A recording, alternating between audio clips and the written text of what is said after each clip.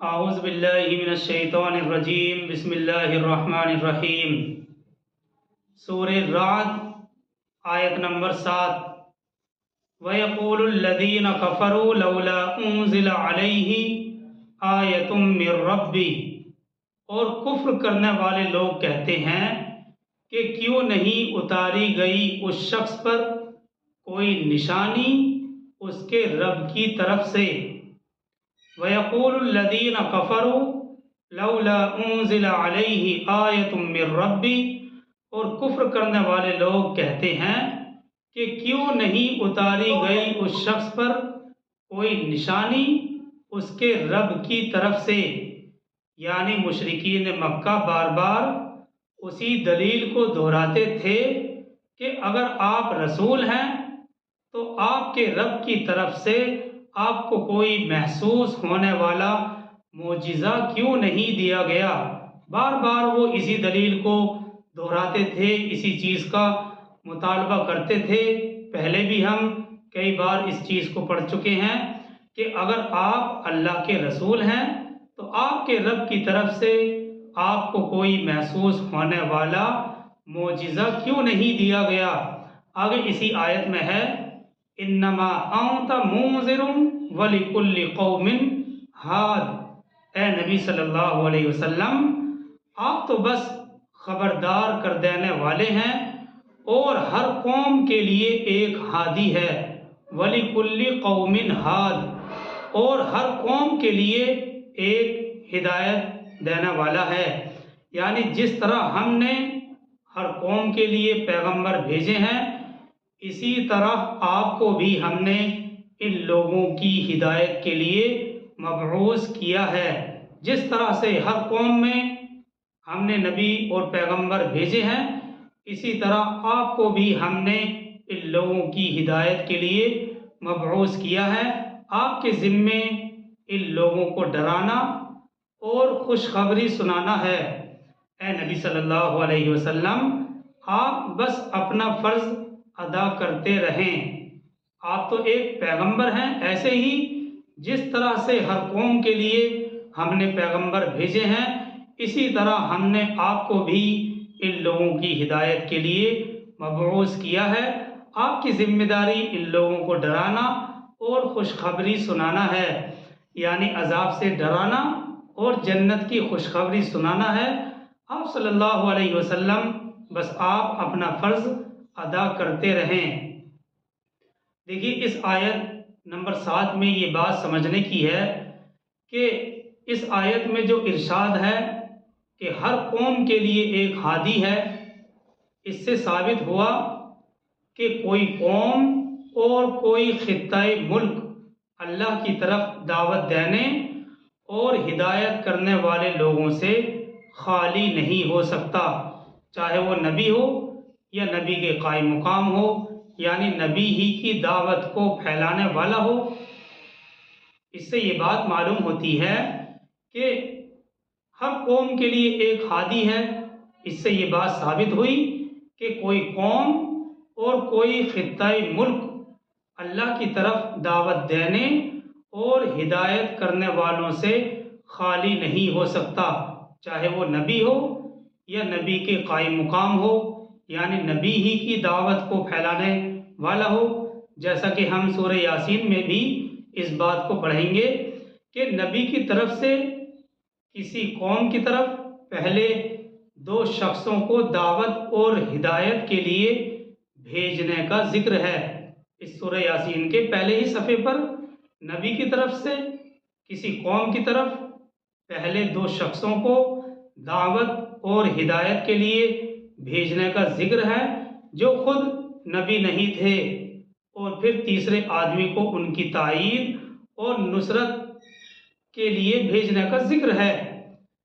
इसलिए इस आयत से ये लाजिम नहीं आता कि हमारे इस मुल्क में भी कोई नबी और रसूल पैदा हुआ हो। अलबत्ता इतनी बात ज़रूर है कि रसूल की दावत को फैलाने वाले उलमा और फुकहा का कसरत से यहाँ आना भी साबित है, और फिर यहाँ बेशुमार ऐसे हादियों का पैदा होना भी हर शख्स को मालूम है, हर शख्स इस बात से आगाह है। यहाँ तकरीबन 3 आयतों में नबूवत के इनकार करने वालों का जिक्र है और उनके शुबहात का जवाब दिया गया है। जैसा कि इस सूरा के मज़ामीन में भी ये बात जिक्र कर दी गई थी कि कुछ लोगों के एतराज़ात उनका जिक्र किए बगैर उनके शुबहात का जवाब दिया गया है। तो ये तकरीबन 3 आयतों में नबूवत और रिसालत के इनकार करने वालों का जिक्र है और फिर उनके शुबहात का जवाब दिया गया है। अब इसके बाद फिर वही असल मजमून यानी तौहीद का जिक्र है जो इस सूरह के शुरू ही से हो रहा है, फिर औद हो रहा है तौहीद की तरफ, जैसा कि ये मजमून इस सूरह के शुरू से ही, आगाज से ही, इब्तिदा से ही चल रहा है। बहरहाल आगे चलते हैं आयत 8 की तरफ। अल्लाहु यअलमु मा तहमिलु कुल्लु उन्सा, अल्लाह खूब जानता है कि हर मादा क्या उठाए हुए है। अल्लाहु यअलमु मा तहमिलु कुल्लु उन्सा, अल्लाह खूब जानता है कि हर मादा क्या उठाए हुए है।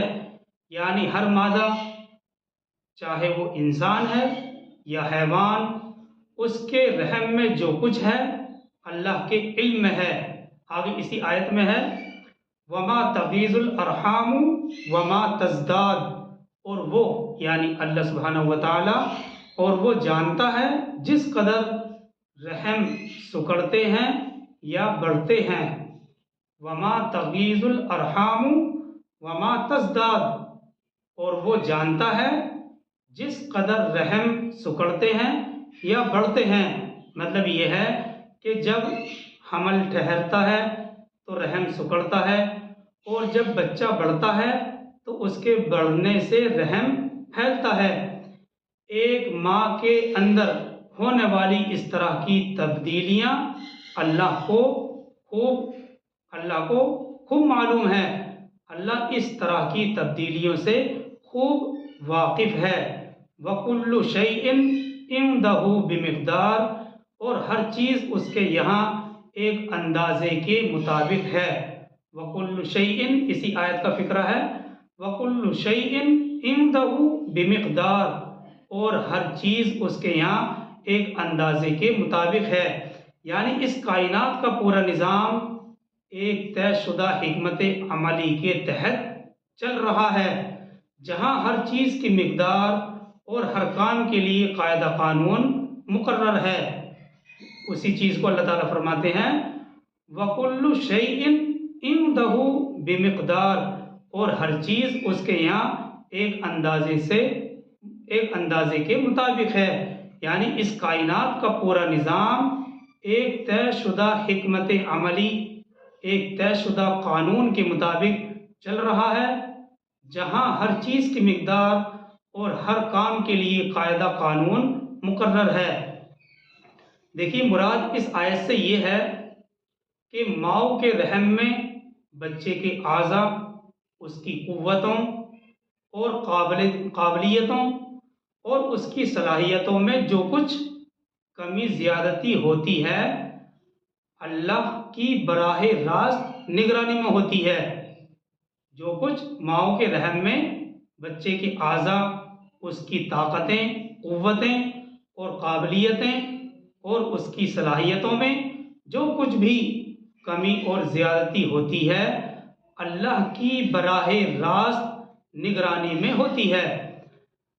आगे चलते हैं आयत 9 की तरफ। आलिमुल गैबि व शहादतिल कबीरुल मुतआल, वो जानने वाला है गैब और जाहिर का, और वो बहुत बड़ी बुलंदी वाला है।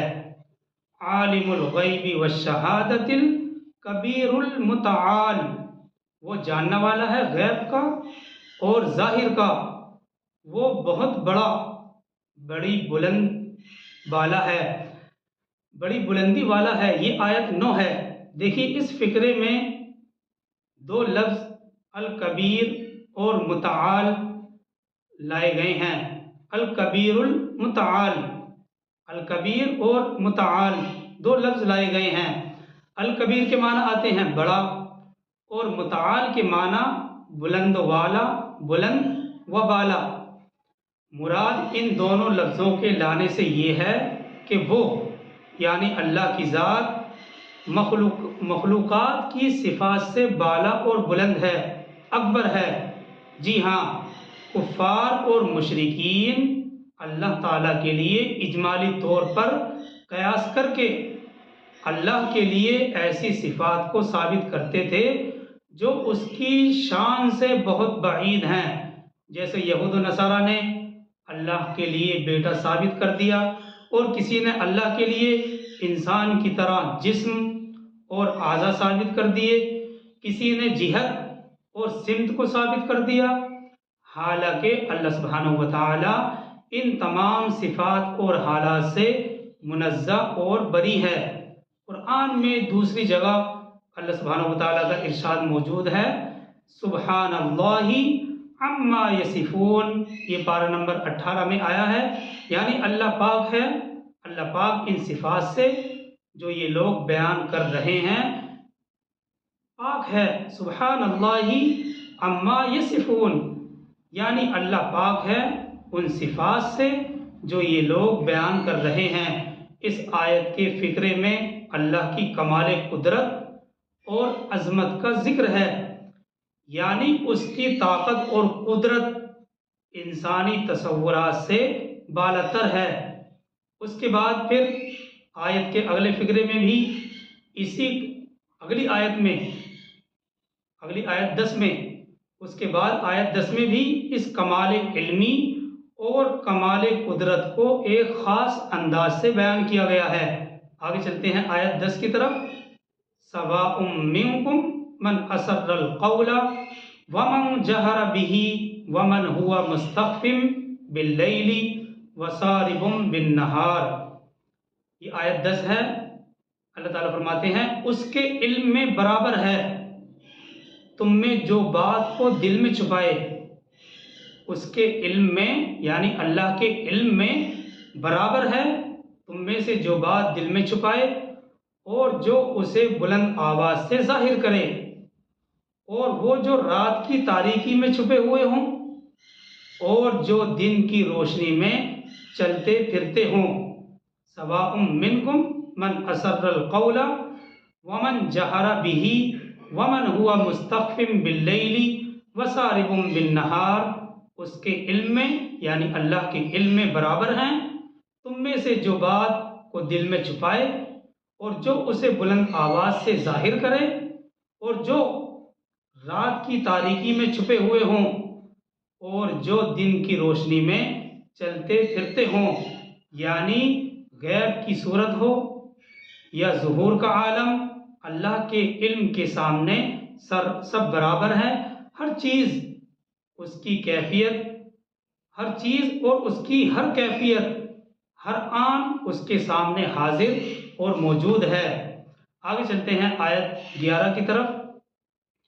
लहू मुअक्किबातुम मिन बैनि यदैहि व मिन खल्फिही यहफ़ज़ूनहु मिन अम्रिल्लाहि। उस इंसान के लिए बारी बारी आने वाले पहरेदार मुकर्रर हैं, वो उसके सामने और उसके पीछे से उसकी हिफाजत करते रहते हैं। ये आयत 11 है। लहू मुअक्किबातुम मिन बैनि यदैहि व मिन खल्फिही यहफ़ज़ूनहु मिन अम्रिल्लाहि। उस इंसान के लिए बारी बारी आने वाले पहरेदार मुहाफिज मुकर्रर हैं, वो उसके सामने और उसके पीछे से उसकी हिफाजत करते हैं अल्लाह के हुक्म से। ये मज़मून हम सूरह अल-अनआम में भी पढ़ चुके हैं।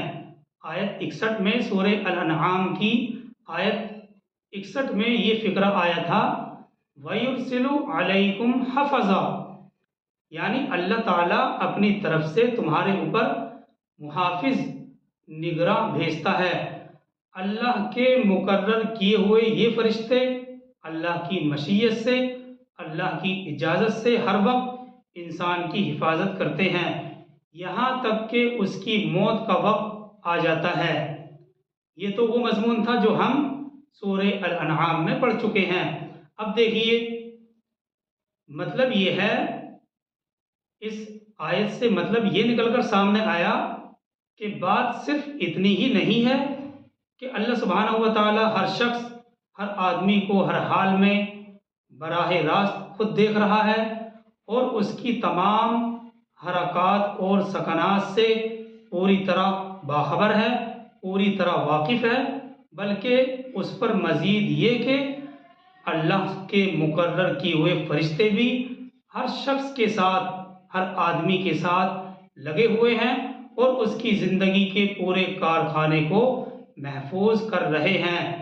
इस हकीकत को बयान करने से मकसद ये है कि खुदा की खुदाई में जो लोग ये समझते हुए ज़िंदगी बसर करते हैं, जो लोग ये ख्याल करते हुए ज़िंदगी गुजारते हैं कि उन्हें बेलगाम छोड़ दिया गया है और कोई नहीं है जिसके सामने वो अपने नामाए आमाल के जवाबदेह हों, वो दरअसल अपनी बर्बादी खुद ही कर रहे हैं। इस हकीकत को बयान करने से मकसद ये है कि अल्लाह की खुदाई में जो लोग ये समझते हुए ज़िंदगी गुजारते हैं कि उन्हें यूं ही बेलगाम छोड़ दिया गया है, वो जो चाहे करें और कोई नहीं है जिसके सामने वो जवाबदेह हों, वो दरअसल अपनी बर्बादी खुद ही कर रहे हैं। सूरे रात की इस आयत 11 का ये इशारा बड़ी अहमियत का हामिल है और ये इशारा अपने अंदर बड़ी अहमियत रखता है। और अगर हम इस इशारे पर अहादीस की रोशनी में गौर करते हैं, गौर खोज करते हैं, तो हमारे सामने बड़े बड़े निकात जाहिर होते हैं।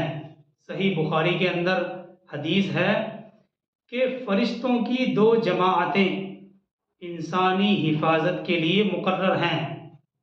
सही बुखारी की रिवायत में है कि फरिश्तों की 2 जमाअतें इंसानी हिफाजत के लिए मुकर्रर हैं, एक रात के लिए, दूसरे दिन के लिए। और ये दोनों जमाअतें सुबह और असर की नमाजों में जमा होते हैं। सुबह की नमाज के बाद रात के मुहाफिज रुखसत हो जाते हैं और दिन के मुहाफिज काम संभाल लेते हैं और असर की नमाज के बाद ये रुखसत हो जाते हैं और रात के फरिश्ते ड्यूटी पर आ जाते हैं। ये तो है सही बुखारी की रिवायत। और अबू दाऊद की एक हदीस में बरिवायत हज़रत अली रज़ी अल्लाह ताला अन्हु मज़कूर है कि हर इंसान के साथ कुछ हिफाजत करने वाले फरिश्ते मुकर्रर हैं जो उसकी हिफाजत करते रहते हैं कि उसके ऊपर कोई दीवार वगैरह न गिर जाए या किसी गड्ढे और गार में न गिर जाए या कोई जानवर या इंसान उसको तकलीफ न पहुंचा दे। तफसीर रूहुल मानी में है, अलबत्ता जब अल्लाह के हुक्म से किसी इंसान को बला और मुसीबत में मुब्तला करने के लिए अल्लाह की तरफ से फरमान जारी हो जाता है तो मुहाफिज फरिश्ते वहाँ से हट जाते हैं, वरना इसके अलावा हर इंसान के साथ कुछ हिफाजत करने वाले फरिश्ते मुकर्रर हैं जो उसकी हिफाजत करते रहते हैं। लेकिन अगर अल्लाह की तरफ से, अल्लाह के हुक्म से किसी इंसान को बला और मुसीबत में मुब्तला करने के लिए अल्लाह की ही तरफ से फरमान जारी हो जाए तो फिर ये मुहाफिज फरिश्ते वहाँ से हट जाते हैं। इब्न जरीर की एक हदीस जो उस्मान गनी रज़ी अल्लाह ताला अन्हु से मरवी है, ये भी मालूम होता है कि इन मुहाफिज फरिश्तों का काम सिर्फ दुनियावी मसाइब ही से हिफाजत नहीं है, बल्कि वो इंसान को गुनाहों से भी महफूज रखने की कोशिश करते हैं। जी हाँ, इंसान के दिल में नेकी और खुदा के खौफ का दाइया पैदा करते रहते हैं जिसके ज़रिए से वो गुनाह से बचे। और अगर वो फिर भी फरिश्तों के इल्हाम से गफलत बरत कर गुनाह में मुब्तला हो ही जाता है तो वो फरिश्ते इस बात की दुआ और कोशिश करते हैं कि ये जल्द तौबा करके इस गुनाह से पाक हो जाए। फिर अगर वो किसी तरह से मुतनब्बा नहीं होता तब वो नामाए आमाल में फिर गुनाह लिख देते हैं। खुलासा ये है कि ये मुहाफिज फरिश्ते दीन और दुनिया दोनों की मुसीबतों से इंसान के सोते जागते हिफाजत करते हैं।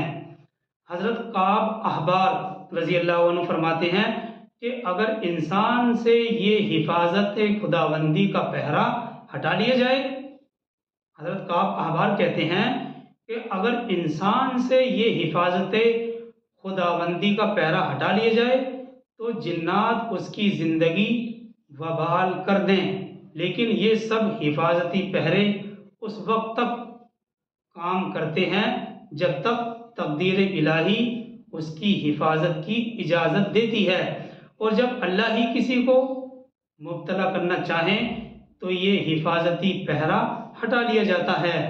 आगे चलते हैं इसी आयत 11 के अगले फिक्रे की तरफ। इन्नल्लाह ला युगय्यिरु मा बिक़ौमिन हत्ता युगय्यिरु मा बिअन्फुसिहिम। यकीनन अल्लाह किसी कौम की हालत नहीं बदलता जब तक कि वो खुद नहीं बदल देते उस हालत को जो उनके दिलों में है।